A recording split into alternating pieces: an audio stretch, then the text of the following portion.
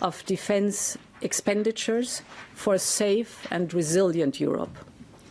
We will, of course, continue working closely with our partners in NATO. This is a moment for Europe, and we are ready to step up.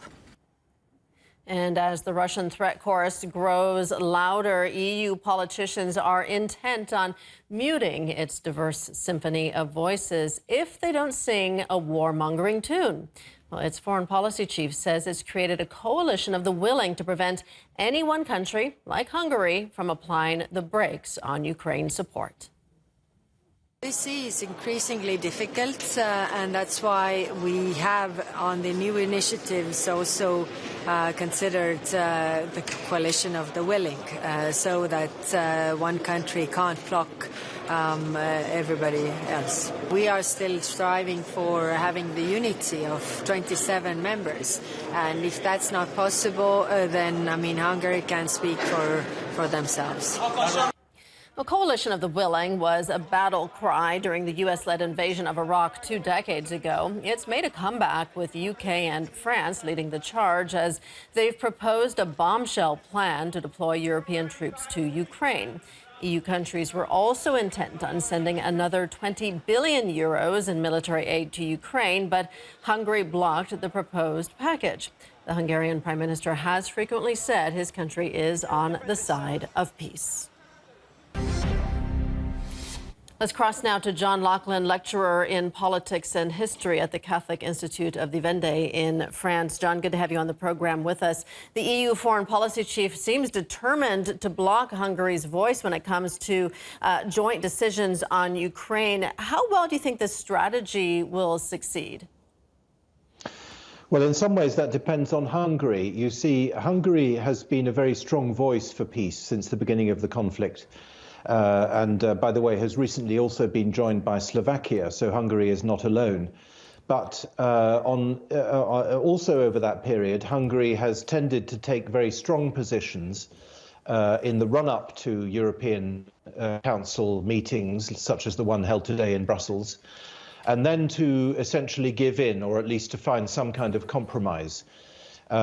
Legally, the European Union cannot operate in foreign policy areas without unanimity, because foreign policy is not a European Union competence, and therefore, legally speaking, there's nothing that Brussels can do unless everyone agrees.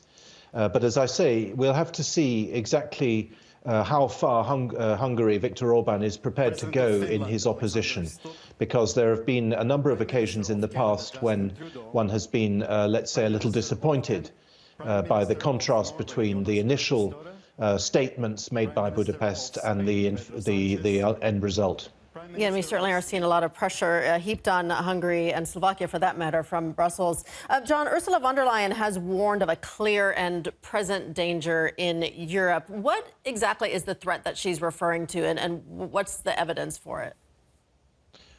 Well, I dismiss this completely. I think that this is ridiculous. The threat that she's referring to is the threat of an alleged or imagined Russian invasion of NATO Europe itself, in other words, beyond Ukraine.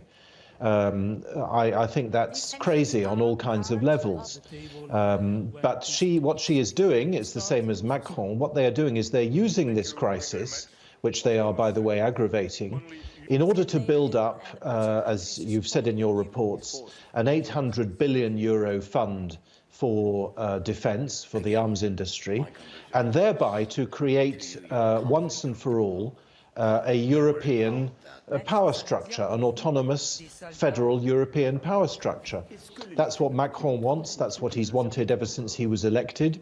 And that's obviously what Ursula von der Leyen wants. So they're simply using this for their own internal political ends. And we'll have to see if they succeed. I personally am sceptical that they will succeed, but I have little doubt now that they are going to try. We're seeing the U.S. president engaging directly with state leaders, but there have been canceled meetings and other hurdles when it comes to U.S.-EU dealings. What does this say about the relevance of EU leadership currently? Well, I've said for some time now that I think that Donald Trump and his administration hold the European Union in contempt and hold most European leaders in contempt. There's a respect for Viktor Orban. There may be one or two others, but by and large, I think that Trump doesn't want to deal with the Europeans. I think he regards them as weak, as feckless, and instead he wants to deal directly with the big guys, with China, with Russia, and so on. So that's what I think it shows. I think Trump knows, as he said to Zelensky, who holds the cards. He knows that Europe's military capacity is tiny. That's what Vance meant when he said very rudely that he talked about random countries that hadn't fought wars for years. It's not, of course, quite right, but nonetheless, the military capacity of Europe, of European states currently, is absolutely tiny. So that's how he approaches things. He's a transactional politician, Trump, and he knows who's got what, how much each person can bring to the table, and he knows that the European Union, even the collection of states in Europe, independently of Brussels, can't bring very much at all. Hungary's Viktor Orban met with the French president, Emmanuel Macron, but he also followed that with a sit-down with Marine Le Pen, where he called her the country's future president. What do you think was behind that warm outpouring from Orban? Towards Marine Le Pen, you mean? Well, yes. He's an old, they're allies. I mean, she's been to Budapest. They're in the same group in the European Parliament. They are allies. So it's entirely normal that he would go and see her. Whether he's right about her being the next president, I personally doubt. We'll have to see. It's a couple of years away, the next presidential election. And anyway, she, on the Ukraine issue, is not on the same wavelength as it's true that she opposes sending French troops into combat, or at least as peacekeepers into Ukraine. But on other respects, on other aspects of the Ukraine war, Marine Le Pen is relatively close to Macron. So it's a false opposition. John, the French defense minister announced Paris continues to provide intelligence to Ukraine after the United States cut off Kiev. How would you compare the French army's capabilities to the U.S.? Well, I'm not really a military expert, but I imagine that the intelligence in question is satellite intelligence. I understand from press reports I've seen this morning that the cutting off of American intelligence will make it impossible for Ukraine to hit targets inside Russia. And that implies that the intelligence is, in fact, space-based espionage. So, in other words, the Americans know where the various targets are in Russia, and they can give the Ukrainians the coordinates, and they can help them launch their missiles. I don't actually know how to compare the French capabilities. Of course, the French have satellites as well, but I suspect that they are very minor. I think the Americans have always been the ones behind these attacks on Russian territory itself. They obviously have a military apparatus which dwarfs anything that France can offer. Mm-hmm. There are media reports that France has already begun organizing medical transport for the wounded and ordered an audit of its railway capacity for transporting equipment to Romania, where there's a group of French armed forces with small stocks of ammunition and weapons stationed. If these reports are indeed true, do you think this points to Paris preparing to send its soldiers to Ukraine? Well, to be really honest, Rachel, I find it difficult to imagine. I mean, we're in a very, very fluid situation at the moment. Obviously, very radical changes coming out of Washington. Europe trying to scrabble together various policies and trying to do a lot of posturing. I am skeptical that this will, in fact, lead to anything. I think it's perfectly possible that they will try to go for European war bonds. They will try to federalize Europe by means of new debt for military purposes. But that, even if that happens, you know, we're talking about a 5 or 10 year program. We're not talking about the next few months when there will be some peace agreement, as we hope, in Ukraine.